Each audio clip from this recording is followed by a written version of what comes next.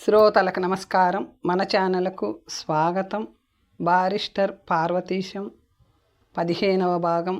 రచన మొక్కపాటి నరసింహశాస్త్రి గారు. ఇది ఇలాగా అయిందా? మరో నెల రోజులకు మన దేశం నుంచి శ్రీమతి సరోజినీదేవి అనే మహాకవయిత్రి ఒక ఆమె ఈ అసోసియేషన్కు వచ్చి ఉపన్యాసం ఇచ్చింది. ఆవిడ అంత గొప్ప కవయిత్రి అని చాలా పుస్తకాలు దేశ భాషలలో కాదు సుమండి, ఇంగ్లీషులో వ్రాసిందని నేనెప్పుడూ విననైనా లేదు. ఆవిడ గంభీర గాత్రం, ఉపన్యాస ధోరణి ఈ రెండింటినీ మించి ఆవిడ చేసిన కవితా గానం మమ్మల్నందరినీ ముగ్ధులను చేసింది. సుమారు 2 గంటల సేపు చీమ చిటుక్కుమన్నా వినపడేంత నిశ్శబ్దంతో శిలాప్రతిమల్లాగా కూర్చొని విని ఆనందించాం. మాలో ప్రతి ఒక్కరి దగ్గరకు వచ్చి సభానంతరము సరోజినీదేవి కరచాలనం చేసి మేము ఎక్కడి నుంచి వచ్చినది, ఏమి చదువుతున్నది వగైరా విశేషాలు అడుగుతూ నవ్వుతూ ఏవేవో చెలోక్తులు విసురుతూ మరో అరగంట కాలక్షేపం చేసి బయలుదేరుతుంటే అక్కడున్న 50 మంది కూడా వీధిలోకి వచ్చి ఆవిడను కారులో ఎక్కించి కరతాళ ధ్వనులతో జయ జయధ్వనాలతో సాగనంపారు. ఆ తరువాత ఒకసారి WB అనే సుప్రసిద్ధ ఐర్లాండ్ కవి వచ్చి ఆయన ఒక 30 గంట సేపు ఆధునిక కవితా రీతులను గురించి ఉపన్యసించి ఆయన రచనలను కూడా కొన్ని చదివి వినిపించారు. ఆయన చెప్పేది, ఆయన చెప్పినది, ఆయన పద్యాలలో విశిష్టత ఎంతమందికి అర్థమైనదో తెలియదు. కానీ ఆ ఉపన్యాసం కూడా ఎంతో శ్రద్ధగా విన్నాం. ఏవో చాలా గొప్ప విషయములు చెప్పాడు. ఈయన మహాకవి అనే భావం మాకందరకు కలిగింది. తరువాతను కొన్నాళ్లకు మరొక చిత్రమైన సభ జరిగింది. డాక్టర్ అనంతకుమార స్వామి అనే మహానుభావుడు మన దేశస్థుడే కేవలం కాకపోయినా సింహళ ద్వీపవాసట. ఆయన సతీ సమేతముగా వచ్చి భారతీయ చిత్రకళ శిల్ప సౌందర్యాది కళా విశేషాలను గురించి ఉపన్యసించారు. ఇందులో తమాషా ఏమిటంటే మ్యాజిక్ లాటరన్ అంటూ ఒక చిన్న పెట్టెలాంటి యంత్రం తీసుకువచ్చి ఆ హాలులోనే ఒక బుల్లితెర ఏర్పాటు చేయించుకొని ఈ యంత్రంలో ఒక్కొక్క గాజు ప్లేటు లాంటిది పెడితే ఆ తెర మీదను పిక్చరు హౌస్లోకి మళ్ళీ అనేక చిత్రాలు శిల్పాలు కనపడడం మొదలుపెట్టాయి. ఇలా వాటిని చూపిస్తూ వాటిని గురించి విపులముగా వ్యాఖ్యానిస్తూ సుమారు 1 గంట సేపు ఆయన చేసిన ఉపన్యాసం ఈనాటికి మరవలేకుండా ఉన్నాను. నాడే నాలో ఏదో ఒక సౌందర్య తృష్ణ ప్రవేశించినది అనుకుంటాను. నాటి నుంచి చిత్రకళ గురించి శిల్పాలను గురించి తెలుసుకోవాలని పిపాస కుతూహలం పెరుగుతూ వచ్చాయి. ఆయన ఉపన్యాసం ఆయన తరువాతను ఆయన సతీమణి ఆమె ఆంగ్ల వనిత కొంతసేపు హిందుస్థానీ నృత్య విధానాలు ప్రదర్శించి చూపించింది. అటువంటి సంగీతం వినడము, అటువంటి నృత్యం చూడడము నాకదే మొదటిసారి. అందులో ఆంగ్లేయ వనిత ఈ విద్యలో ఇంత ప్రావీణ్యం ఎలా సంపాదించగలిగిందా అని ఆశ్చర్యపోయాను. ఆ తరువాత శ్రీ కుమారస్వామి గారి కోరిక పైన మా కార్యదర్శి ఒక్కొక్క రాష్ట్రం నుంచి వచ్చిన ఒక్కొక్కరిని పిలిచి వారి భాషలో ఏవైనా చక్కని పద్యాలు 1-2 చదవమని ఆదేశించారు. బెంగాలీ, హిందీ, మహారాష్ట్ర, మలయాళం, పంజాబీ భాషలలో చదివారు. ఆయా రాష్ట్రాల నుంచి వచ్చిన యువకులు, తెలుగు నుంచి వచ్చిన వారిని ఎవరిని చదవమన్నా ఏ కారణం చేతనో ఎవరూ ముందుకి రాలేదు. కార్యదర్శి మన తెలుగువాడే. ఎవరనుకుంటున్నారో, మహానుభావుడు దుగ్గిరాల గోపాలకృష్ణయ్య గారు. అతను చటుక్కున లేచి, ఏమండి, ఇంతమంది తెలుగువాళ్ళు ఇక్కడ కూర్చొని ఇతర రాష్ట్రాల నుంచి వచ్చిన వాళ్ళందరూ వారి వారి కవితలు వినిపిస్తుంటే మన తెలుగులో ఒక పద్యము సుమతీ శతకములో నుంచైనా చదవగలిగిన వారెవ్వరూ లేరా ఇక్కడ? ఇంకా మనకెంత అవమానము! నేను చదవలేక కాదు, మీకు అవకాశం ముందు ఇద్దామనుకున్నాను అని వెంటనే కంఠమెత్తి హాలంతా కంగుమనేటట్టు ఒక సంస్కృత శ్లోకం ఎంతో చక్కగా అర్థవంతంగా గానం చేశారు. ఆ శ్లోకం పూర్తి కావడంతో మళ్ళీ ఒకసారి, ఏమయ్యా, ఎవరూ లేరా ఇప్పటికీ చదివేవారు అంటూ పార్వతీశం నువ్వు కొత్తగా వచ్చిన వాడివి, ఇంకా తెలుగు మర్చిపోయి ఉండవు.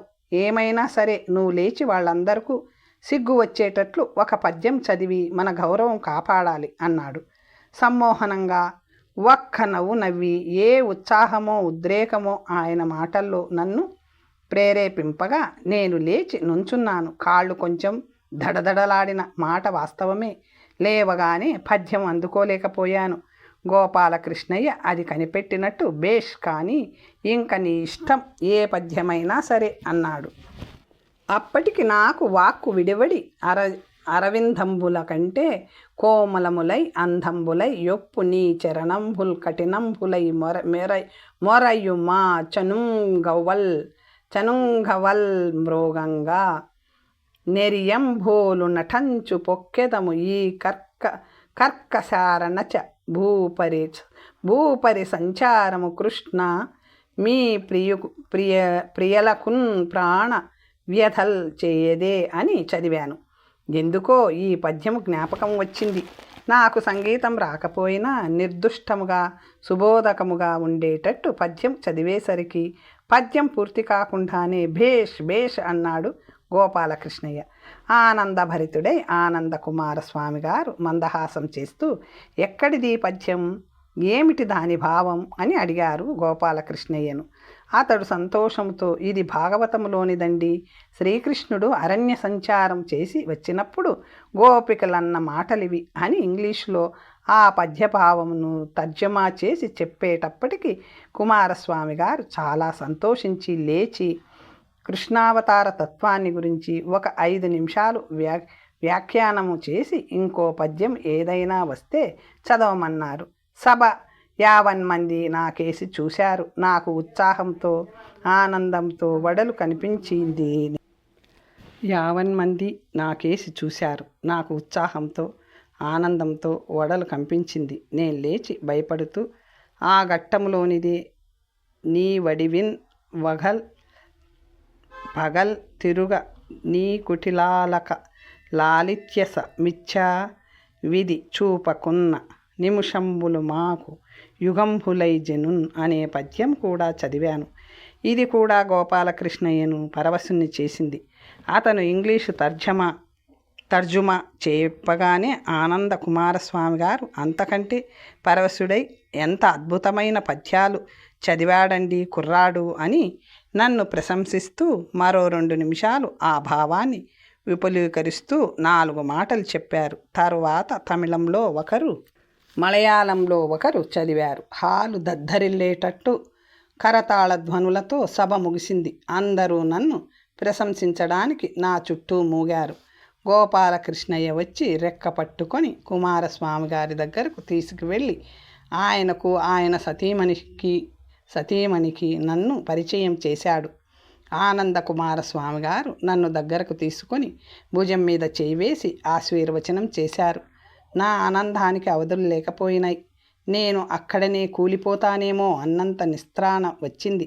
ఎలాగో తేరుకొని అందరితోటి పాటు నేను అతిథులను సాగనంపి మళ్ళీ లోపలకు వచ్చి కూర్చున్నాను. మన వాళ్ళంతా నన్ను చుట్టుముట్టి, చిన్నవాడవైనా మన మర్యాద కాపాడావు అని నన్ను ప్రశంసించారు. చిన్నవాణ్ణి గనుకనే అంత సాహసం చేయగలిగానని నేను సమాధానం చెప్పాను. చాలాసేపు అక్కడ కులాసాగా కబుర్లు చెప్పుకొని ఎవళ్ళ ఇళ్లకు వాళ్ళు బయలుదేరాం. రాజు సంతోషం పట్టలేకపోయాడు.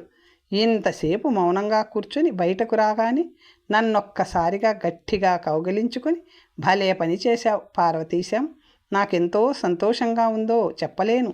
ఇప్పుడు మనం బసకు వెళ్ళవద్దు. ఇక్కడ మంచి హోటల్లో భోజనం చేసి మనం పిక్చర్ హౌస్కు వెళ్లాల్సిందే అని లాక్కుపోయాడు. నేను ఒక రోజున బయలుదేరి రాజింటికి వెళ్ళి అతనిని కూడా తీసుకొని మా ప్రైవేట్ మాస్టర్ గారింటికి వెళ్ళాను. ఆయన ఇంట్లో తీరికగానే కూర్చొని ఏదో పుస్తకం చదువుకుంటున్నారు. ఆయన మమ్మల్ని చూసి ఎంతో సంతోషించి ఎంతో ఆప్యాయతతో కూర్చోబెట్టి కొన్ని రకాల కేకులు, బిస్కెట్లు, బ్రెడ్డు వగైరా పలహారాలు, టీలు అందించారు. ఎంతో కులాసాగా కబుర్లు ప్రారంభించాడు. మీ పనికేమీ మేము అడ్డు రాలేదు కదా అన్నాడు రాజు. మర్యాదకు నాకు ప్రస్తుతం పని ఏమీ లేదు. పని ఉన్నా మీరు వచ్చారంటే ఎంత పనైనా మానుకొని మీతో కాసేపు కాలక్షేపం చేయాలనే ఉంటుంది నాకు అంటూ ఆ కబుర్లు ఈ కబుర్లు చెబుతూ, ఏమిటి ఇక ముందు ఏం చేస్తావు అన్నాడు నాతో. నేను మీ సలహా కోసమే వచ్చాను. యూనివర్సిటీలో చేరవలసిన సమయము వచ్చింది కదా. నేనేమి చేయాలో ఏమి చదవాలో నాకేమీ తోచలేదు. మీరు సలహా ఇచ్చి నన్ను సరి అయిన దారిలో పెడితేనే కానీ వీలు పడదు. నేనిక్కడ ఉన్నన్నాళ్ళు నాకు ఈ గౌరవ గార్డియన్ గిరి మీకు తప్పదు సుమండి. మీరు వద్దనడానికి వీలు పడదు.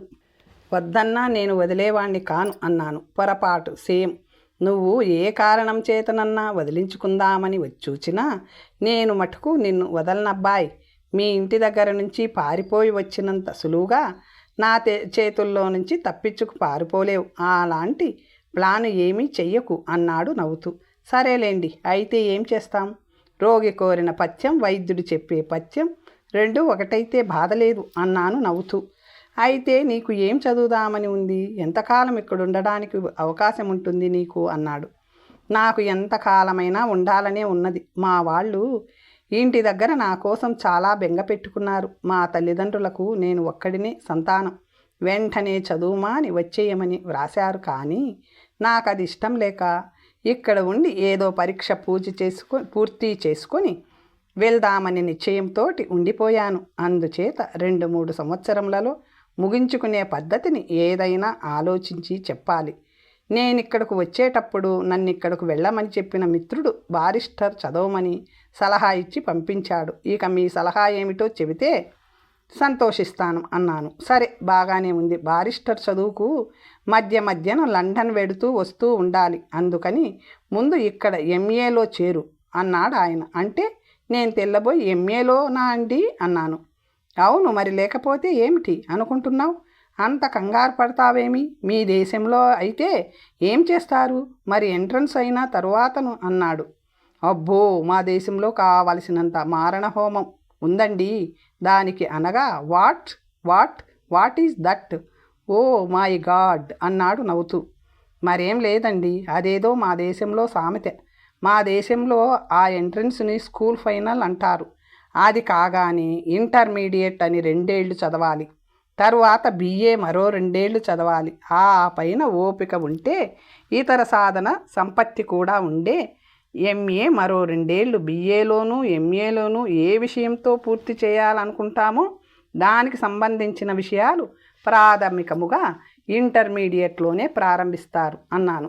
అబ్బా, చాలా గొడవే ఉందే. ఆ బాధేమీ ఇక్కడ లేదయ్యా. ఎంట్రన్స్ కావడంతో మధ్యమెట్టేమీ అక్కర్లేకుండా ఎంఏలో చేరడమే. నేను నీకు చెప్పిన చదువంతా మీ ఇంటర్మీడియట్ కోర్సు అయి ఉంటుంది. అందుచేతను ఎంఏలో చేరు. నీకు సైన్స్ చదవాలని ఉందో ఆర్ట్స్ చదవాలని ఉందో తేల్చుకోవాలి. నువ్వు బారిస్టర్ చదవాలని అనుకుంటున్నావు కనుక సైన్స్ తలపెట్టవద్దు, ఆర్ట్స్ సబ్జెక్టు తీసుకోవాలి.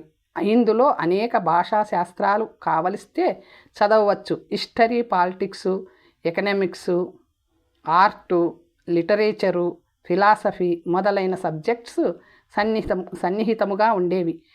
12 విషయాలు ఎన్నుకొని సంవత్సరానికి 4 చొప్పున 3 ఏళ్లలో పూర్తి చేసుకోవాలి. అప్పుడు ఎంఏ డిగ్రీ ఇస్తారు అన్నారు ఆయన.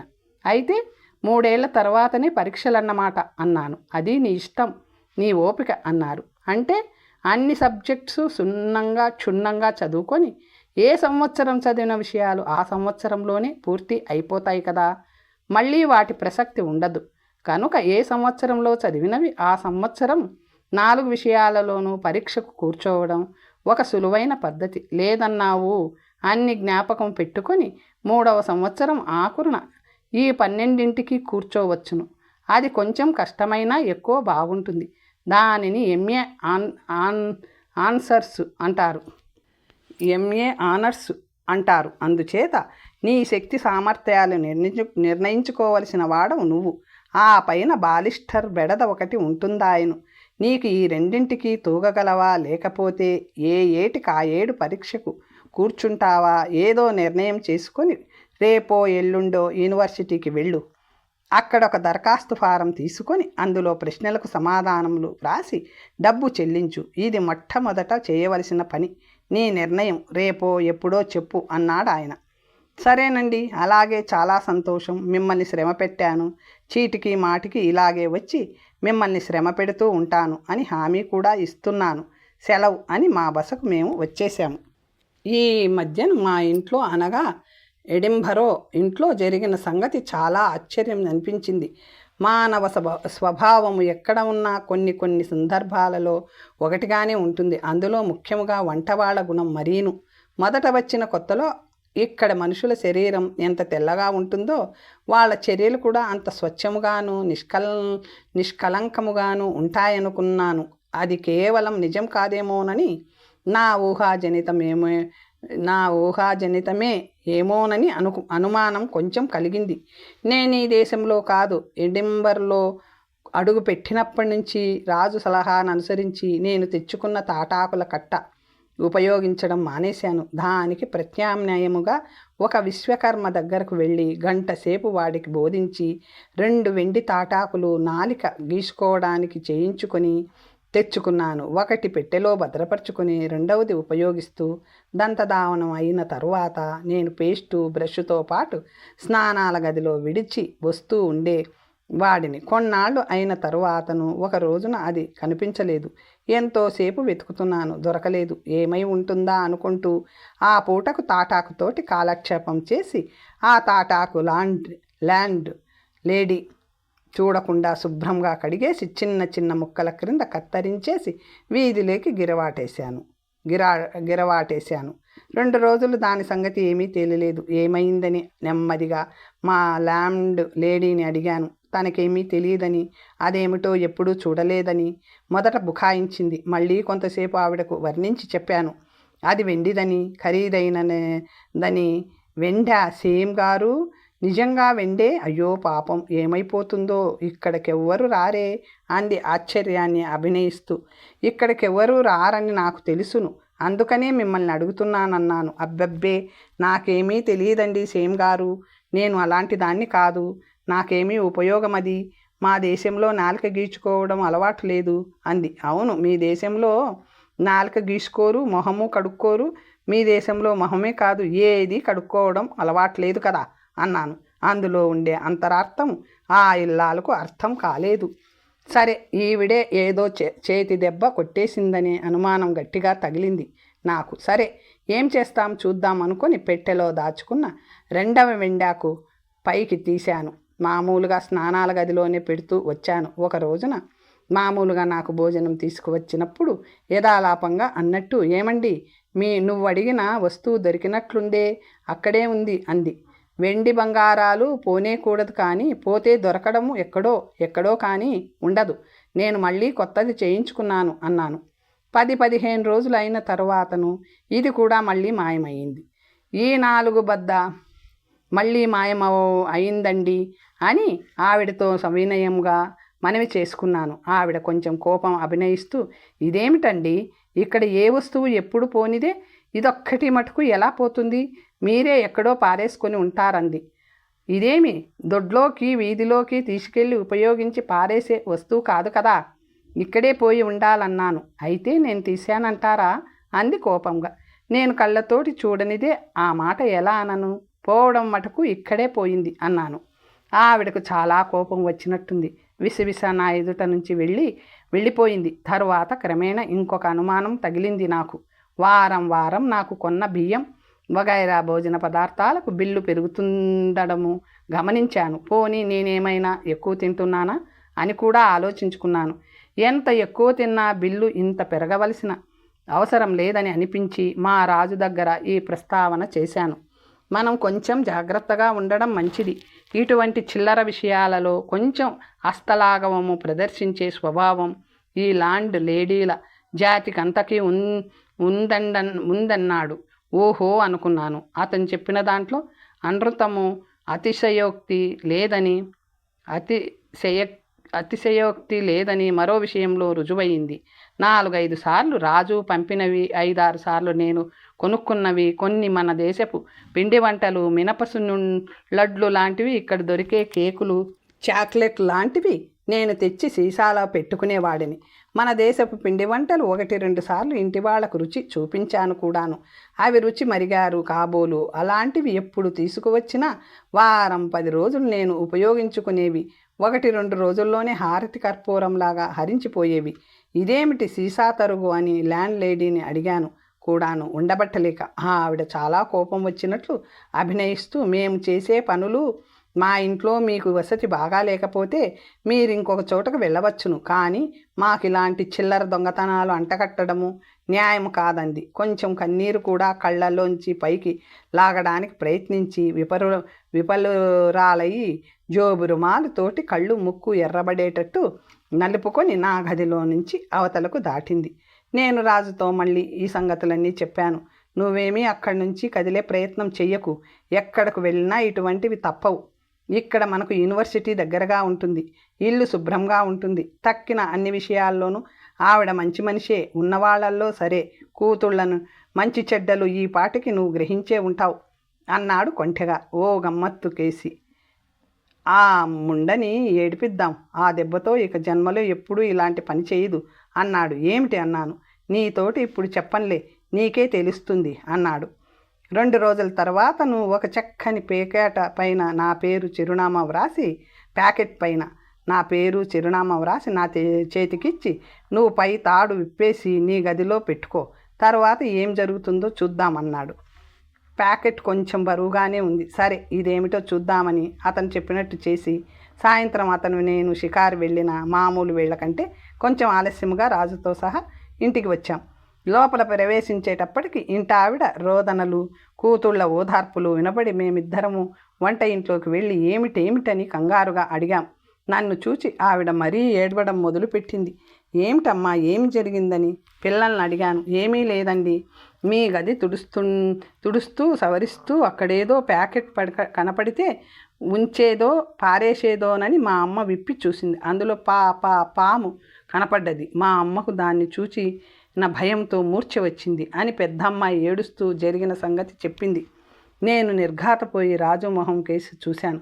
అతను నిశ్చయముగా ఎంతో సానుభూతితో మాట్లాడుతున్నట్లు, అరెరే, ఎంత పొరపాటు జరిగింది, అది జాగ్రత్తగా ఉంచు సుమి, ఎవ్వరిని ముట్టుకోనివ్వదు అని మా పార్వతీశంతో చెప్పాను కూడాను. ఇది ఈ దేశంలో దొరికే కొత్త రకం పాము. ఇది మా దేశంలో దొరకదు. అందుకని మా కాలేజీ మ్యూజియంకు పంపించవలేనని ఎంతో కష్టపడి సంపాదించి మా ఫ్రెండ్ చేతికిచ్చాను. అతను తెలివి తక్కువగా మీకు అందుబాటులో ఉంచినట్టున్నాడు. ఇంతకు అది చచ్చిన పామే కనుక ఇంకా చచ్చినా మనను కరవదు. ఈ పొరపాటుకు మేము చాలా విచారిస్తున్నాం. మీరేమీ అనుకోకండి. మీ అమ్మగారికి ఏమీ భయం లేదని ధైర్యం చెప్పండి అని నా గదిలోకి చక్కా వచ్చి మేమిద్దరము ఎంతోసేపు చచ్చేటట్టు నవ్వుకున్నాం. ఇంక నీ వస్తువుకేమీ భయం లేదోయ్ అన్నాడు రాజు. భలే వాడబోయ్, అద్భుతమైన చికిత్స చేశావు. మా ఇంటి ఆవిడకు ఈ జన్మలో ఈ తెగులు పుట్టదిక అన్నాను. ఆలస్యం అవుతుందని రాజు వెళ్ళిపోయాడు. నేనేమీ ఎరగనట్టు మళ్ళీ వంటగదిలోకి వెళ్ళి మంచం మీద పడుకున్న ల్యాండ్ లేడీ దగ్గరికి వెళ్ళి పక్కన కూర్చొని మీద చేయి వేసి చాలాసేపు సముదాయించి మళ్ళీ ఓసారి క్షమాపణ చెప్పి వచ్చేటప్పుడు ఆమెను బుగ్గ మీద ఒకసారి ముద్దు పెట్టుకొని మంచం మీద నుంచి దిగాను. దాంతో ఆవిడకి ఎక్కడ లేని సంతోషం వచ్చి ఉన్న కోపమంతా పోయి, నాయనా సేమ్, ఎంత భయపడ్డాననుకున్నావు, అమాంతం అక్కడే ప్రాణం పోతుందనుకున్నాను. నన్ను ఇది కరిచినట్టు కూడా నాకు అనుమానం వేసింది. దానితో మరీ భయపడ్డాను అంది. మళ్ళీ ఓసారి కళ్ళు ఒత్తుకుంటూ, మీకేమీ భయం లేదండి, ఇంకెప్పుడూ ఇటువంటి తెలివి తక్కువ పని చెయ్యను లెండి, ఇది ఈ పూటే పంపించేస్తాను. ఇక్కడి నుంచి మళ్ళీ ఎప్పుడైనా ఇలాంటి పని చేస్తే మీ ఇంటిలో నుంచి వెళ్ళగొడుదురు కానీ లెండి అన్నాను. వెళ్ళగొడుదులు కానీ లెండి అన్నాను. అబ్బబ్బే, ఎంత మాట! ఆ మాట ఎప్పుడు అనకు. ఏమైనా సరే నిన్నిక్కడి నుంచి వెళ్ళనివ్వను. నీ చదువులు పూర్తయినా పరీక్ష పాస్ అయ్యి డిగ్రీ తీసుకునే వరకు మనం అంతా ఏకంగా ఉండవలసినది అంది నన్ను కౌగిలించుకుంటూ. సరే, మీ కోపం పోయింది కనుక ఈ భయం కూడా పూర్తిగా పోవడానికి ఇప్పుడు మిమ్మల్ని ఒక పిక్చర్కి తీసుకువెళ్ళాలి. తప్పదు, త్వరగా తయారు కండి అన్నాను. మమ్మల్ని విడిచి మా అమ్మ ఒక్కరిది ఎప్పుడూ అలా వెళ్ళడం అలవాటు లేదు అంది చిన్నపిల్ల. అవును, నిజమే అయి ఉంటుంది. ఈ ఇంట్లో చంటిపిల్ల ఉంది. ఏ తల్లి విడిచి వెళుతుంది పాపం. ఆకలైతే నీకు పాలెవరిస్తారు అనగానే ఆ అమ్మాయి నా మీదకేదో విసిరబోతే గబుక్కున నేను గుమ్మం అవతలకు వెళ్ళి మళ్ళీ ఒక అడుగు వెనక్కి వచ్చి తల్లి అంటే పిల్లలతో సహా అని అర్థం అని వ్యాఖ్యానం చేశాను. మీ అభిప్రాయం ఏదైనా నాకేమీ తీరిక లేదిప్పుడు అంది మూతి విరుచుకొని నీకు తీరిక లేకపోతే మటుకు మిమ్మల్ని విడిచి మీ అమ్మ ఎలా వస్తుంది పాపం. అందుచేతను ఆవిడ కోసమైనా మీరు కాస్త శ్రమ పడక తప్పదు అని నేను చక్కాపోయాను. ఇక నా జీవిత సౌధానికి శంకుస్థాపన చేసే రోజు వచ్చింది. ఉదయాన్నే రాజు మా ప్రైవేట్ మాస్టర్ కూడా వచ్చారు. వారికి కాస్త టీ ఇచ్చి నేను బట్టలు వేసుకొని బయలుదేరాను వారితో. యూనివర్సిటీ మాకు 1-2 ఫర్లాంగుల లోపున ఉన్నది. అక్కడికి వెళ్ళి ఆ భవనాలు ఇదివరకు పైనుంచి చూచినా మళ్ళీ ఈనాడు చూచేటప్పటికి కొంత భయము కొంత ఆశ్చర్యము కలిగి కొద్దిగా దడ వచ్చినట్లయింది. మా మిత్రులు నన్ను లోపలకు తీసుకువెళ్ళి క్లాసులు జరిగే గదులు, ఉపన్యాసకుల గదులు, ఆఫీసు గదులు, లైబ్రరీ హాలు, సైన్సు లేబొరేటరీలు ఒక్కొక్కటే చూపించారు. ఇవి చూడటానికి గంట పైగా పట్టింది. మన ఊళ్ళో మన స్కూళ్ళు, అక్కడ పాకలు, అందులో క్లాసులు తలుచుకుంటే కంపరమెత్తినట్లయింది. అవెక్కడా ఇవెక్కడా, ఈ గదుల్లో గదులేమిటి, హాల్లో ఆ గాలరీలలో కూర్చుంటేనే చదువు దానంతట అది వస్తుందా అనిపించింది. ఈ క్లాసు హాలు పక్కనే ఆయా విషయం బోధించే ఉపన్యాసకుల గది. దానిలో ఈ విషయానికి సంబంధించినవి, ఉపన్యాసకులకు ఉపయోగపడేవి కొన్ని వందల పుస్తకాలు బీరువాలలో అమర్చబడి ఉంటాయి. క్లాసు హాలులోకి ప్రవేశించబోయే ముందు మరొక సన్నని నడువ ఉంటుంది. దీనిని కారిడార్ అంటారు. అందులో ఒక నౌకరుండి వచ్చిన వాళ్ళ పేర్లు అక్కడే హాజరు పట్టీలో గుర్తుపెట్టుకుంటాడు. దీనివల్ల క్లాసులో ప్రొఫెసర్ పిలవడం కాలయాపన లేకుండా సులువైన పద్ధతన్నమాట. తరువాత విద్యార్థులు తొడుక్కు వచ్చిన ఓవర్ కోట్లు, హేట్లు, గొడుగులు వగైరా అన్నీ విడిచి అక్కడ పెట్టుకోవడానికి తగ్గ ఏర్పాటు ఉంటుంది. ఒక్క కాగితం ముక్క కూడా ఎక్కడకు పోదు. చలికాలంలో చలివేయకుండా అన్ని గదులు వెచ్చగా ఉండగలందులకు ఎవ్వరికీ అడ్డు లేకుండా ఆవిరి గొట్టాలుంటాయి. ఇలా తిరిగి అన్నీ చూచి ఆఫీసులోకి వెళ్ళి దరఖాస్తు ఫారం తీసుకొని మా ప్రైవేట్ మాస్టరు సహాయంతో అందులో వ్రాసి అది తీసుకొని రిజిస్ట్రార్ గదిలోకి ఆయన చెప్పిన ప్రకారం ఇవ్వడానికి నేను ఒక్కడినే వెళ్ళాను. నేను వెళ్ళిన ఒక గది ముందు నిలబడి మా ప్రైవేట్ మాస్టర్ చెప్పినట్లు తలుపు మీద నెమ్మదిగా తట్టాను. ఎస్ అని లోపల నుంచి వినపడ్డది. కానీ నాకు కాళ్లల్లో వణుకు వచ్చి వెంటనే లోపలికంట వెళ్ళలేకపోయాను. కమిన్ అని ఈ మాట కొంచెం గట్టిగా వినబడ్డది. అప్పుడెలాగో ధైర్యం తెచ్చుకొని లోపలకు ప్రవేశించాను. గదిలో ఈ ప్రక్కను ఆ ప్రక్కను గోడ ఎత్తున పుస్తకాల బీరువాలున్నాయి. కొన్ని సోఫాలు, కుర్చీలున్నాయి. నాకెదురుగా ఎడం వైపున ఒక ముసలి ఆయన నెరసిన గడ్డం, నెరసిన తలతో కళ్ళజోడు పెట్టుకొని టేబుల్ మీదన్న కాగితాలు ఏవో చూస్తూ కూర్చున్నాడు. నేను వచ్చిన అరక్షణానికి తల ఎత్తకుండానే కూర్చో అన్నారు. నాకు ఆపాదమస్తకం చల్లబడిపోయి చలి జ్వరం వచ్చినంత వణుకు వచ్చింది. నేను కూర్చోకుండా అలాగే నిలబడ్డాను. మరొక క్షణానికి ఆయన తల ఎత్తి నాకేసి చూశారు. నేను అనుకోలేదు ఆయన అనగా కాలేజీకి సంబంధించిన ప్రొఫెసరో మరొక పెద్ద ఉద్యోగులో ఎవరో వచ్చి ఉంటారు అనుకొని ఉంటాడు. నన్నొక లిప్తకాలం యుగాదిగా చూసి మందహాసం చేస్తూ, ఏం నాయనా, నేను నీకు చేయవలసిన సహాయం ఏమిటి అన్నారు. Well my boy, what can do for you. నేను మాట్లాడలేక ఏం చేయాలో చెప్పాలో తోచక ఆ దేశాచారం మర్చిపోయి ఆయనకు వినపడకుండా నమస్కారం అన్నాను చేతులు జోడించి. ఆయన మళ్ళీ మందహాసంతో ఎంతో ఆదరం కరుణాముఖంలో వ్యక్తం చేస్తూ కుర్చీలో తనకేమీ తొందర లేదన్నట్టు వెనక్కు జార్లపడి, ఏం నాయనా, ఏమిటి సంగతి, నీకేం భయం లేదు చెప్పు అన్నారు. ఆయన మాటలు, ఆయన కంఠంలో మార్ధవం, ముఖంలో మందహాసం చూస్తే నా పైనేదో అమృతం చిలికినట్లయింది. నేను ఇండియా నుంచి కొత్తగా వచ్చానండి. ఇక్కడ ఎంట్రన్స్ పరీక్ష పాస్ అయ్యాను కూడాను. ఎంఏ క్లాసులో చేరుదామని వచ్చాను అన్నాను ఎలాగో ధైర్యం తెచ్చుకొని. అలాగా, చాలా సంతోషం. ఏది నీ ఎంట్రన్స్ పాస్ అయిన సర్టిఫికెట్ చూపించమన్నారు ఆయన. నా మార్కులు అవి గమనించి, వెరీ గుడ్, బాగుంది, చాలా బాగుంది, చాలా సంతోషం. ఇక్కడ చేరడానికి ఫారం ఒకటి రాసివ్వాలి అన్నారు. అది తెచ్చానండి అని ఫారం కూడా చూపించాను. బాగుంది.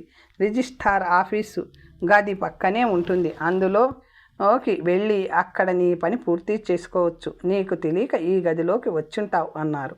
నేను అప్పటికీ తెలివి తెచ్చుకుని thank you sir, very very sorry sir అని మళ్ళీ నమస్కారం చేసి, మళ్ళీ పొరపాటు చేశాను కదా అని వెనక్కి చక్కా వచ్చి పక్క గదిలోకి వెళ్ళి నా పని పూర్తి చేసుకున్నాను. ఆ క్షణం నేను ఒక ఎడింబరో యూనివర్సిటీ విద్యార్థిని అయ్యాను కదా అని ఒక తృప్తి, సంతోషం కలిగి వికసిత వదనంతో బయటికి వచ్చి మా ప్రైవేటు మాస్టర్ గారిని రాజును కలుసుకొని జరిగిన సంగతంతా వారికి మనవి చేశాను.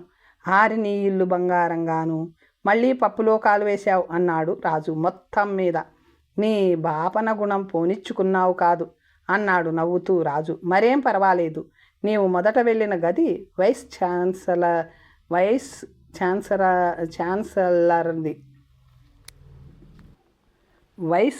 ఛాన్సలర్ది. ఆ కనపడ్డ ముసలాయనే ఈ విశ్వవిద్యాలయానికి అధిపతి. చాలా మంచివాడు, కరుణార్థ హృదయుడు అని మా ప్రైవేటు మాస్టర్ గారు అన్నారు. ఇప్పటికే 12 దాటింది. మనం ఇంక లేచి దగ్గర హోటల్కు వెళ్ళి లంచ్ తీసుకుందాం అన్నాడు రాజు. తదాస్తు అని బయలుదేరాం. మా మేస్టర్ గారు మటుకు ఎందుకు అనవసరం ఖర్చు, ఎవళ్ళ రూమ్కి వాళ్ళు పోదామన్నారు. అక్కడైనా ఖర్చు లేనిదే భోజనం ఊరికే రాదు కదా. ఈవేళ సరదాగా ముగ్గురం కలిసే భోంచేద్దాం. పార్వతీశం యూనివర్సిటీలో చేరిన శుభ సమయంలో మనకి ఈ విందు ఏర్పాటు చేయడమైనది. ఖర్చులన్నీ పార్వతీశం గారే భరించగలరు. 3 cheers అన్నాడు రాజు చప్పట్లు కొడుతూ. ముగ్గురము నవ్వుకొని కబుర్లు చెప్పుకుంటూ హోటల్ వైపు సాగాం.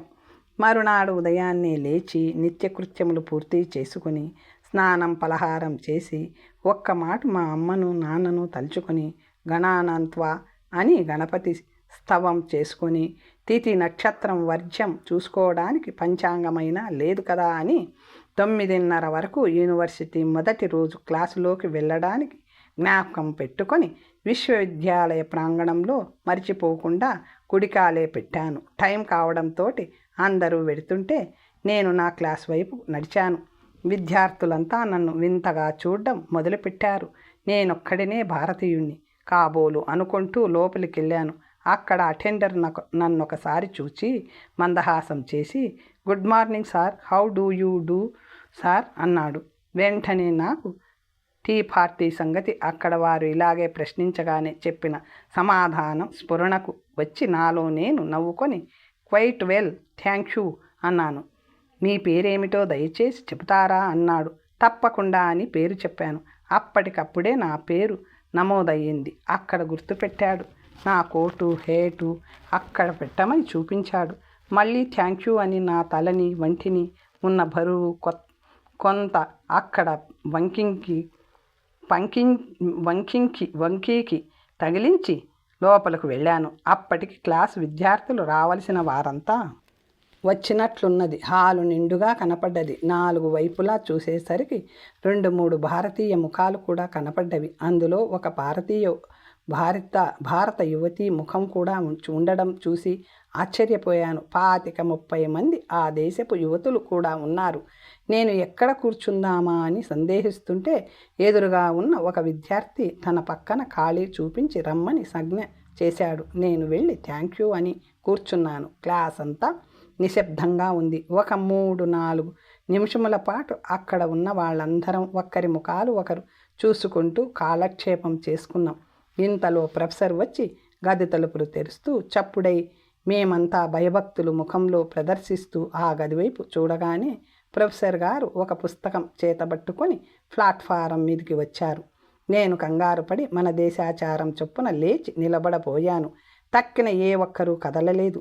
నేను లేవబోవడం నా ప్రక్కనున్న విద్యార్థి గమనించి నా కోటు పట్టుకొని దిగలాగాడు.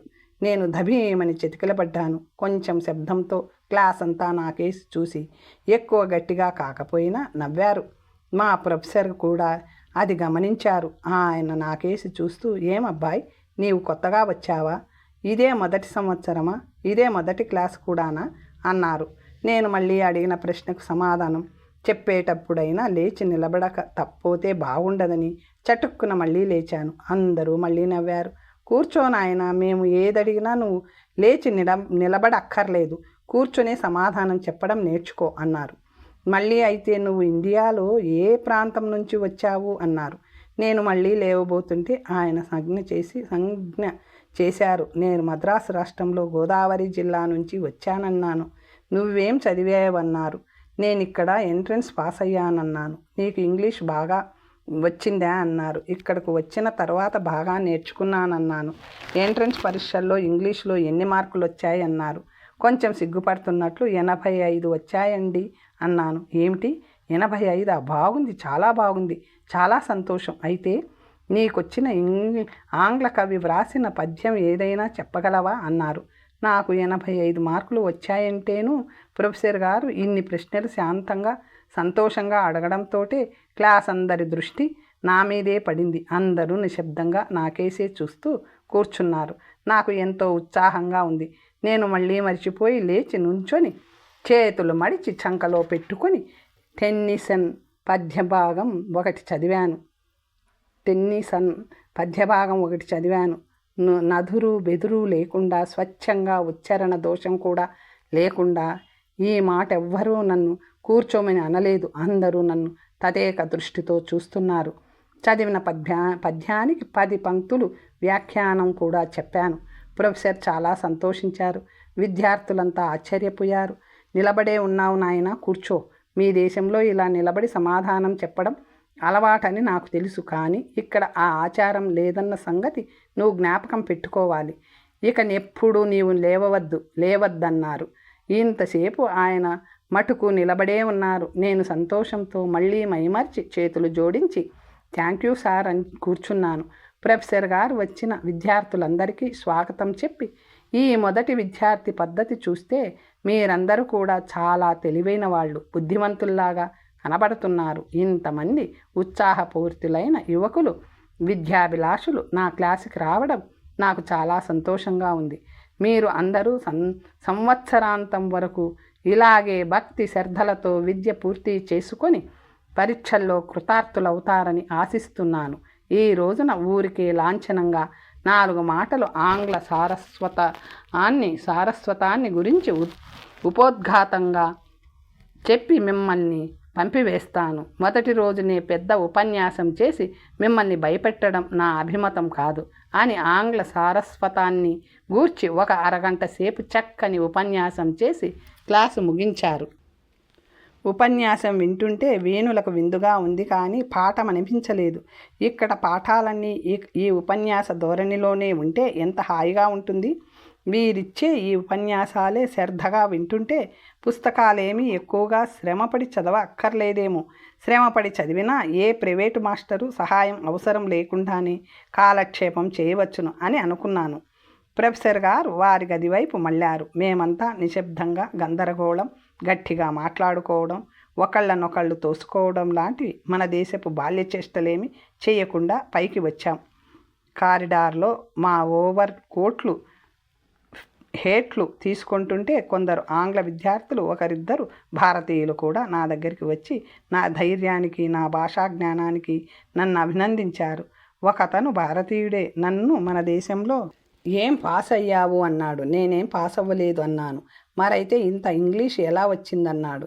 ఇక్కడ ప్రైవేట్ మాస్టర్ని పెట్టుకొని చెప్పించుకున్నాను, చాలా బాగా చెప్పారు అన్నాను. ఓ అలాగా, చాలా ఆశ్చర్యంగా ఉంది అంటూ వేటకారంగా నవ్వుతూ చక్కాపోయాడు. ఈ విధంగా విశ్వవిద్యాలయంలో నా విద్యాభ్యాసం ప్రారంభమైంది.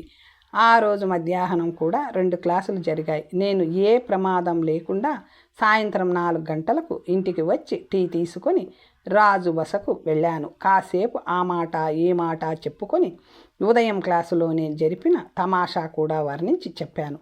మరేం పర్వాలేదులే, బాగుందన్నాడు. ఇంకేమీ దేనికి నీవు కంగారు పడవద్దు, అంత సవ్యంగా సాఫీగా జరిగిపోతుంది అని ఉత్సాహపరిచాడు రాజు.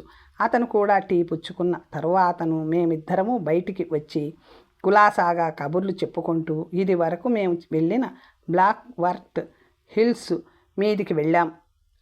అప్పటికక్కడికి చాలామంది వ్యాహ్యాలకి వచ్చారు. మన దేశస్థులు కొంతమంది కూడా కనపడ్డారు.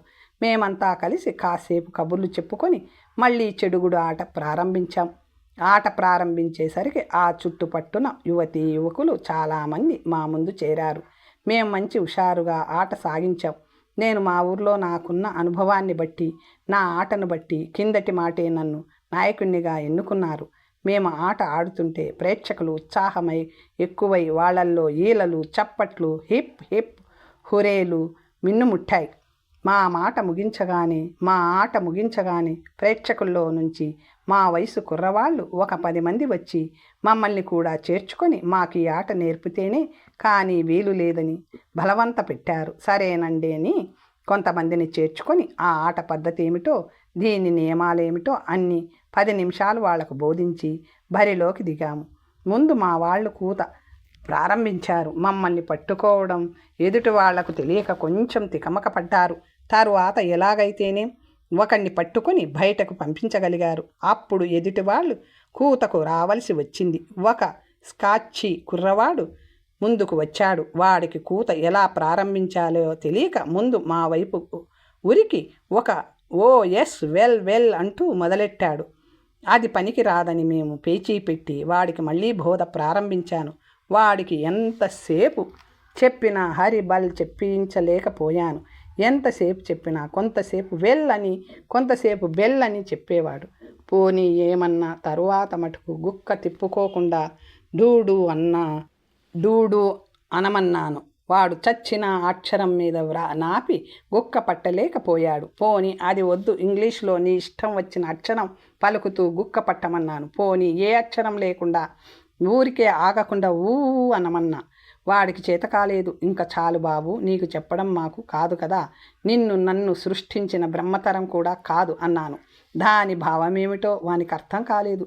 అర్థమయ్యేటట్టు చెప్పడం కూడా నా ఉద్దేశం కాదు. అయినా వాళ్లకు ఆట నేర్చుకోవాలనే కుతూహలం ఎక్కువైంది. మీరెలాగైనా చెప్పి తీరాలని పట్టుబట్టి నన్ను బలవంతం చేయడం మూలాన్న నాకేదో చెప్పక తప్పింది కాదు. అందుకని బాబులు ఒక చిన్న పని చేద్దాం. 2 చిన్న మాటలు ఇంగ్లీషులోనే తొందరగా అంటుండడం నేర్చుకోండి. గుక్క పట్టక్కర్లేదు. మధ్యన ఊపిరి తీసుకోవచ్చు. మాట వరుసకు వెల్కమ్ అను, కమిన్ అను తొందరగా అనండి చూద్దాం అన్నాను. వాళ్ళు 4 మాటలు కలిపి వెల్కమ్, కమిన్ అని తొందరగా అనలేకపోయారు. ఈ పాఠం జరుగుతుండగా మన భారతీయులే ఉత్తర దేశస్థులు కొంతమంది వచ్చి వాళ్ళు ఇందులో చేరతామన్నారు. వాళ్లకు ఇదే పద్ధతి నేర్పడానికి ప్రయత్నిస్తే వాళ్ళు తొందరగా అనలేకపోయారు. పోని వెల్కమ్ ఒకటే అనండన్నాను. 10 సార్లు అనేటప్పటికీ అది చెప్పడం కొంచెం కష్టమైంది. వెల్కమ్లో కొందరికి ఎల్ లోపించి కమ్ అనో వెక్ అనో మొదలెట్టారు. అందుకని ఇది కూడా వదులుకొని కమిన్ అనమన్నాను. అది కూడా కొందరికి తొందరగా అనడం ఇబ్బంది అయ్యింది. ఇది బాగుంది కాదని టైం అనమన్నాను. అది కొంచెం ఇబ్బంది అనిపించింది వాళ్లకు. ఆఖరుకు అందులో ఒక స్కాచ్ కుర్రవాడు తెగించి మీరేమీ అనుకోకండి, మేము ఊరికే టామ్ అంటాం అన్నాడు. బేషుగ్గా ఉందని అలాగే కానివ్వండి అన్నాను. తరువాత నా ఆట సవ్యంగా కొంతసేపు సాగింది. అలా కొన్నాళ్ళు మాకు ప్రాక్టీస్ ఇవ్వాలి అని వాళ్ళెంతో ప్రాధేయపడ్డారు. అలాగే లెమ్మని వాళ్ళకి సెలవిచ్చి నేను రాజు గృహోన్ముఖులు అయ్యాము. వాళ్ళందరూ చాలా సంతోషించారు. ఈ దెబ్బతో నేను ఒక పెద్ద నాయకుడిని అయినట్లుగా మా ఫ్రెండ్స్ అందరూ నన్ను వేళాకోళం పట్టించారు. ఇలా ప్రతిరోజు సాయంత్రం ఇదొక కాలక్షేపం ఏర్పడ్డది. రోజు వెడుతుండడం, చెడుగుడి ఆడుతుండడం, మా కొత్త శిష్యులందరూ ఆట చాలా బాగుందని మెచ్చుకోవడం, ఎంతో ఉత్సాహంగా ఆడుతుండేవారు. ఇలా కొన్నాళ్ళు గడిచిన తర్వాతను అందులో ఒక అతన్ని నాకు కేవలం శిష్యుడిలా సంచరిస్తున్న స్కాచ్ కుర్రాడిని పట్టుకొని మీ జాతీయపు ఆట మాకు నేర్పరా అన్నాను. తప్పకుండా అనండి, రేపే ప్రారంభిద్దాం. రేపు ఉదయాన్నే 6 గంటల దాకా ఆడుకొని మళ్ళీ వెళ్ళిపోవచ్చును. మీకు అభ్యంతరం లేకపోతే కొంచెం శ్రమైనా దయచేయండి, లేదా మీకు కొత్త కనుకను నేనే వచ్చి మిమ్మల్ని తీసుకువెడతాను. ఈసారి మనం బ్రైడ్ హిల్స్ మీదకు వెళ్ళి గాల్ఫ్ ఆట ప్రారంభిద్దాం అన్నాడు. చాలా సంతోషం, తప్పకుండా ప్రారంభిద్దాం. మరి దానికేదో కర్ర బుర్ర అన్నీ కొనాలి కదా అన్నాను. అక్కర్లేదులేండి, రేపు నా దగ్గరున్న వాటితో కాలక్షేపం చేద్దాం. మీకు అందులో ఉత్సాహం కలిగితేనే మీరు కూడా కొన్ని గాల్ఫ్ స్టిక్స్ కొనుక్కుందురు గాని అన్నాడు. సరేనన్నా. మరునాడు అతను మా ఇంటికి వచ్చి నన్ను తీసుకువెళ్ళమని చెప్పి నా దారిన నేను చక్కాపోయాను. మరునాడు ఉదయాన్నే 5:30 కల్లా జాక్ అనే ఆ కుర్రవాడు నన్ను వచ్చి కేకేశాడు. మేమిద్దరం కలిసి టీ పలహారం తీసుకుని బయలుదేరాం. తనొక పొడుగాటి సన్నని కాన్వాస్ సంచిలో 5-6 రకాల హాకీ ఆడే కర్రలు పెట్టుకొని ఆ సంచి భుజానికి తగిలించుకొని బయలుదేరాడు. మేము ఒక అరగంటలో బ్రైడ్ హిల్స్ మీదికి చేరుకున్నాం. అక్కడ గాల్ఫ్ క్లబ్ అని ఒక బంగళా ఉంది. అక్కడికి వెళ్ళి మా పేర్లు చెప్పి ఆటకు బయలుదేరాం. ఈ గుట్టలు సమప్రదేశం కాకపోయినా మెట్ట పల్లాలుగా ఉన్నా అంత ఎక్కువ ఇబ్బంది అనిపించలేదు. అతను మా బస దగ్గర నుంచి బయలుదేరినది మొదలు ఇక్కడకు చేరే వరకు ఈ ఆట ఆడే పద్ధతులు, దాని నియమాలు, కట్టుబాట్లు ఎన్నో చెప్పాడు. ఆట ఒక సమప్రదేశంలో ప్రారంభమవుతుంది. అక్కడ నుంచి బంతిని కొట్టుకుంటూ సుమారు 1 మైలు నడవవలసి ఉంటుంది. ఆ ప్రదేశమంతా పచ్చగడ్డితో చెట్టు చేమ లేకుండా కంటికెంతో ఇంపుగా ఉన్నది. దారి పొడుగున గడ్డి ఎదక్కుండా ఏ రోజుకా రోజు మన జుత్తు కత్తరించినట్టు దగ్గరగా అంటకత్తెరేస్తుంటారు. నేలంతా వేసంగులలో తడుపుతుంటారు. ఆ పచ్చిక బయలు మీద ఊరికే నడుస్తుంటేనే స్ప్రింగ్ పరుపుల మీద నడిచినట్టు ఎంతో ఆనందంగా ఉంటుంది. దాని మీద ఆటగాళ్ళు తప్ప అస్తమానం అందరూ నడవకూడదు. ఆట ప్రారంభమయ్యే చోట చిన్న బంతి, మన బ్యాడ్మింటన్ బంతి అంతకన్నా కొంచెం చిన్నదే, కానీ క్రికెట్ బంతిలా చాలా గట్టిగా ఉంటుంది. అది ఆ పచ్చిక బయలు మీదను కొంచెం ఇసుక పోసి అక్కడొక పెట్టెలో ఎప్పుడూ మెత్తని ఇసుక సిద్ధంగా ఉంటుంది. బంతి ఆ ఇసుక మీద పెట్టి చివరన కొంచెం వంపుగాను దిమ్మలాగాను ఉన్న పొడుగాటి కర్రతో ఆ బంతిని కొట్టాలి. కొంత దూరం ఆ బంతిని కొట్టుకుంటూ వెడితే ఫర్లాంగుకి 6 ఫర్లాంగుకి ఒక చిన్న చతుర ప్రదేశం మధ్యన ఓ రంధ్రం ఉంటుంది. నేలలోకి ఆ బంతిని ఆ రంధ్రంలో పడేయాలి. ఎన్ని తక్కువ దెబ్బల్లో ఆ రంధ్రంలో పడవేయగలిగితే అంత గొప్ప ఆటగాడన్న మాట. ఆ కొండ మీద ఇటువంటివి 18 రంధ్రాలుంటాయి. 9 రంధ్రాల వరకు క్లబ్ హౌసు నుంచి దూరంగా వెళ్ళాలి. అక్కడ నుంచి మరో దారి నుంచి తక్కిన 9 రంధ్రాలు పూర్తి చేసుకుని క్లబ్ వైపు రావచ్చు. ఇదే ఈ ఆట. మొదటి రోజునే అన్న మాటేమిటి, 4-5 రోజుల వరకు అందులో సులువు బరువులు తెలియలేదు. ఈ ఆటలో అందమేమిటా అనుకుంటూ వచ్చాను. కానీ వారం రోజులు అయ్యేసరికి అందులో సులువు మెలకువలు తెలుసుకోగలిగాను. నాకెంతో ఉత్సాహం బయలుదేరింది. ఇది చాలా శాస్త్రీయమైనటువంటి ఆట. దెబ్బ కొట్టే ముందు కర్రకి ఎంత ఊపివ్వాలో, ఎంత గట్టి దెబ్బ తగలాలో, ఆ దెబ్బకు బంతి ఎంత దూరం వెడుతుంది, ఇవన్నీ మనసులో ఊహించుకొని అంచనా వేసుకొని దెబ్బ కొట్టాలి. ఆ దెబ్బ నేలకి తగలకూడదు. మొదట ఎంత కష్టపడ్డా 10-15 రోజులు, నెల రోజులు అయ్యేసరికి నేను ఒక మంచి ఆటగాణ్ణయ్యానని, సులువుగా ఇంత త్వరగా ఈ ఆట ఎలా వచ్చిందా అని అందరూ చాలా ఆశ్చర్యపోవడం మొదలుపెట్టారు. మా శిష్యుడు ప్రస్తుతం నాకు గురువు. అక్కడ ఎరుగున్న వాళ్ళందరితోటి నా సంగతి చెబితే వాళ్ళు నమ్మలేక 15 ఒక రోజున నా ఆట చూడ్డానికి వచ్చారు. చూసి ఆశ్చర్యపోయారు. తరువాత ఒక్కొక్కరే వచ్చి నాతో ఆడుతూ వచ్చారు. వాళ్ళందరూ కూడా నా ఆట చాలా మెచ్చుకొని నన్ను క్లబ్లో మెంబరుగా చేరమని బలవంత పెట్టి అక్కడ కమిటీ మెంబర్లనందరూ తీసుకొచ్చి నా ఆట చూపించి వారిని బ్రహ్మాండం మీద ఒప్పించి నన్ను క్లబ్ మెంబర్గా చేర్పించారు. ఇది చాలా గర్వకారణమై మా మిత్రులందరూ నన్ను అభినందించారు.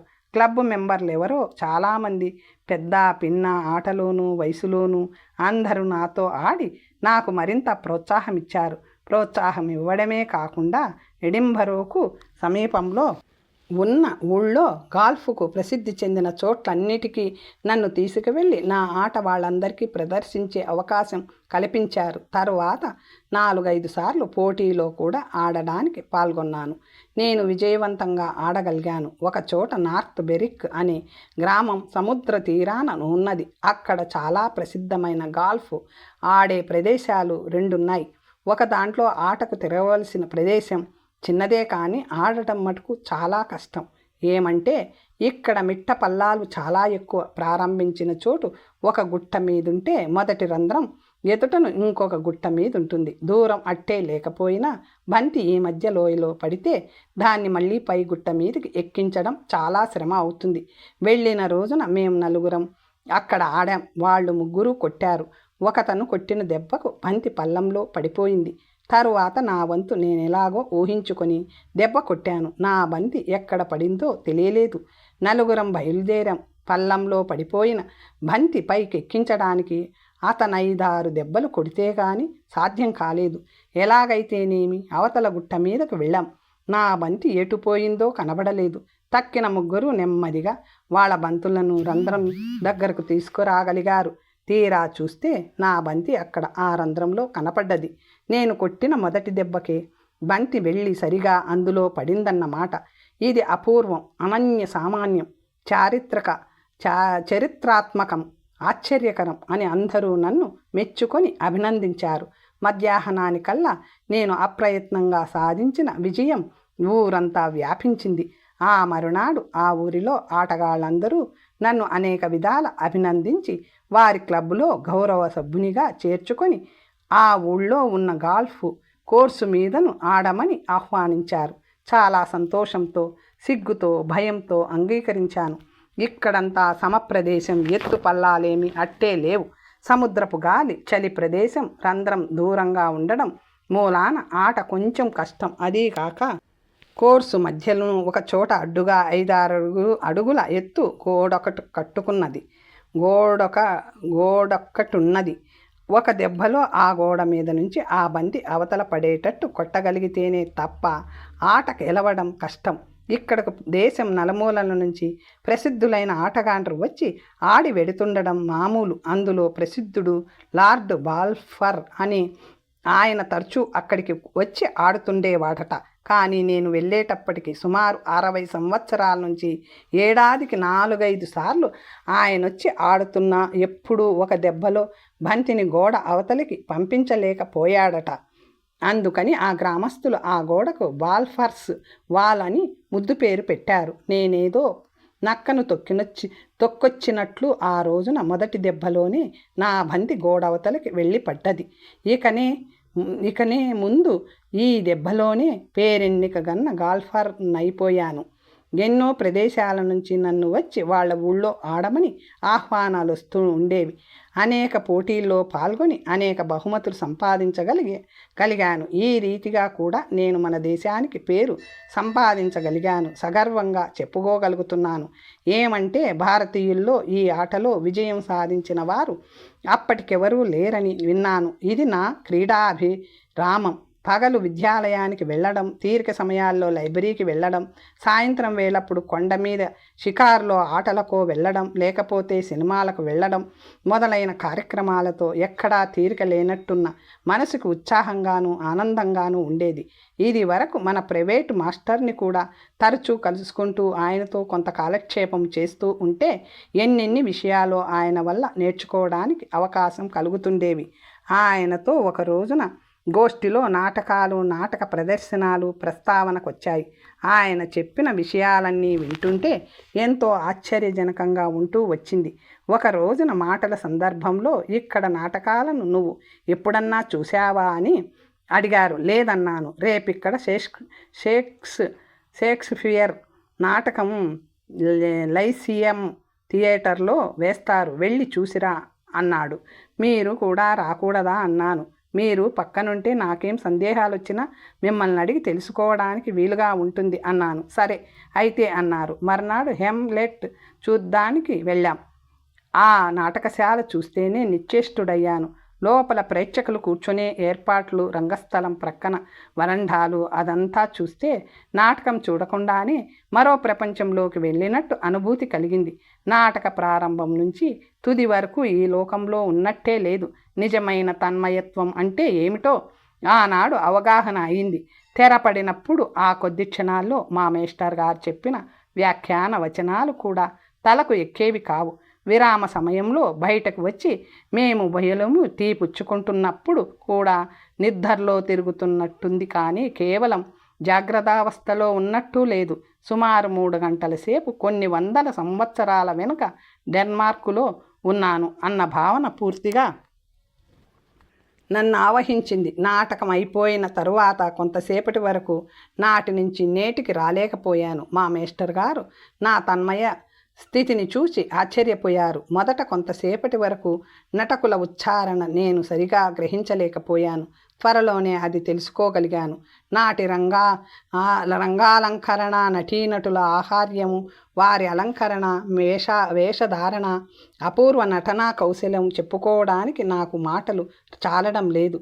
నా వలె నాటకాన్ని చూసి ఇటువంటి తన్మయత్వం పొందిన వారిని ఇంతకు ముందెప్పుడూ చూడలేదన్నారు మా మేస్టర్ గారు. నాకెంతో చాలా వింతగా ఉన్నదండి. ఈ ప్రదర్శన అపూర్వమైన అనూహ్యమైన అనుభూతి కలిగించిందండి. నాటకాలు మా దేశంలో కొన్ని చూచినా ఇటువంటి అనుభూతి ఎప్పుడూ కలగలేదు. కలగడానికి తగ్గ సావకాశం కూడా లేదండి. ఏమంటే మాకు రంగస్థలాలంటూ పెద్దవి లేవు. అదొక పరిశ్రమ కింద, వ్యాపారం కింద, కళ కింద తయారు చేయగలిగిన స్థితిలో మేము లేము కాబోలు అనుకోవలసి వస్తుంది. ఈ నాటకం చూచిన తరువాత ఇక్కడ ఈ నాటక పద్ధతుల గురించి తెలుసుకోవాలనుంది. సినిమాలు మాట ఎలా ఉన్నా ఈ నాటకాలు మరికొన్ని చూడాలి అన్నాను. తప్పకుండా చూడవలసినది. వారానికి ఒకసారి కొత్త నాటకం తప్పకుండా వస్తుంది. నీకింత ఉత్సాహం ఉన్నందుకు నీవు వెళ్ళి చూసొస్తుండడం మంచిది.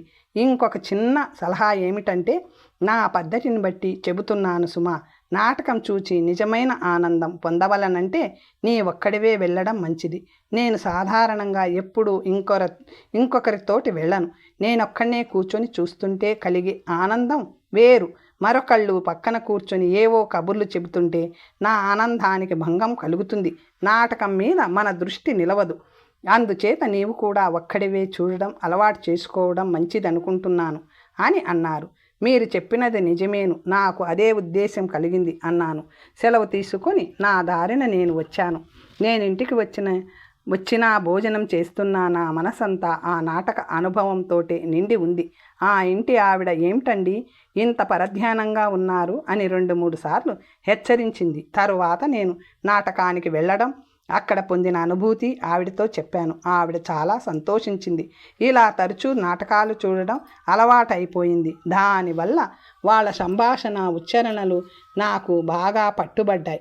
వాళ్ళ వేషధారణ, నటన పద్ధతులు నన్ను ముగ్ధుల్ని చేశాయి. మా మేస్టర్ గారు చెప్పినట్టు నేనెప్పుడూ వెళ్ళినా ఒక్కడినే వెడుతుండేవాడిని.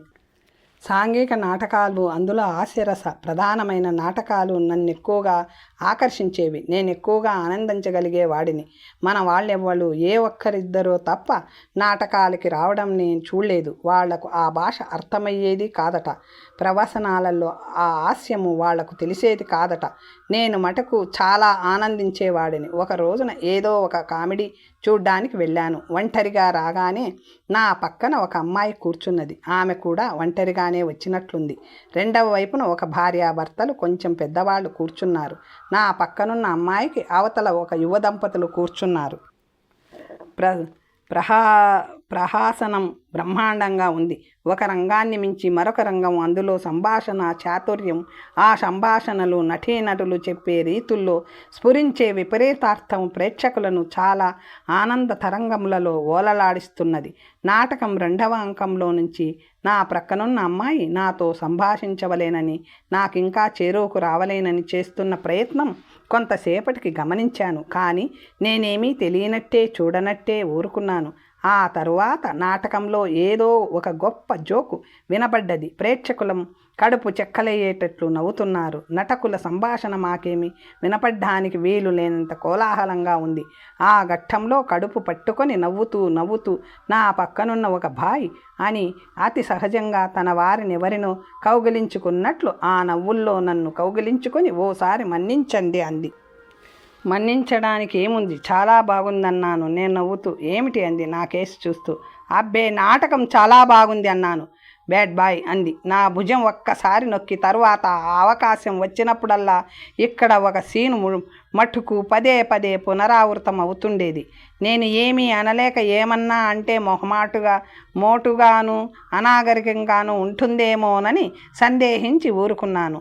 నాటకం అయిపోయిన తర్వాత నువ్వు బయట వసారాలోకి రాగానే ఆ అమ్మాయి నా కోసం అక్కడే నిలబడి నా పక్కన నడుస్తూ నాతో మాట్లాడడం ప్రారంభించింది. ఏమండి, నాటకం బాగుందా? మీరు బాగా ఆనందించారా అన్నది. నాటకం చాలా బాగుంది, చాలా ఆనందించాను. అందులో మీరు పక్కనుండడం వల్ల మరీ ఆనందించడానికి వీలు కలిగిందన్నారు. ఊహు, అలాగా, మాటలు చాలా నేర్చారే. మీరెంత కాలమైంది ఇక్కడికొచ్చి అంది. నేను ఇక్కడికొచ్చి సుమారు సంవత్సరం కావస్తుందండి. మరి ఇక్కడికొచ్చిన తరువాత నువ్వు మాటలు నేర్చుకోక తప్పుతుందా అన్నాను. తప్పించుకోవాలంటే తప్పక ఏం చేస్తుంది అన్నది. మీరొక్కరూ వచ్చారేం నాటకానికి? మీకు స్నేహితులు ఎవరూ లేరా అనగా, యువతీమణులెవరూ లేరా? ఏడాది నుంచి ఏ ఒక్కరూ పరిచయం కాలేదా అన్నది. ఎవరితోటి పరిచయం కాలేదు. నేనుగా ప్రయత్నించి పరిచయం చేసుకునేటంత చొరవ లేకుండా ఉంది. నాకు ఈ జీవితం కొత్త గనుక ఇక్కడి పద్ధతులు అలవాట్లు లేక మీ బోటి వాళ్ళతో మాట్లాడడం కొంచెం సిగ్గుగాను భయంగాను ఉంటుంది అన్నాను. సరే, అయితే మీ భయం కొంత పోగొడతాలేండి. నేను ఈ పరిచయానికి లాంఛనప్రాయంగా మనం ఇక్కడ టీ పలహారం సేవిద్దాం రండని నేను సమాధానం చెప్పకుండానే హోటల్కు దారితీసింది. తరువాత కథ వచ్చే భాగంలో తెలుసుకుందాం. నమస్తే.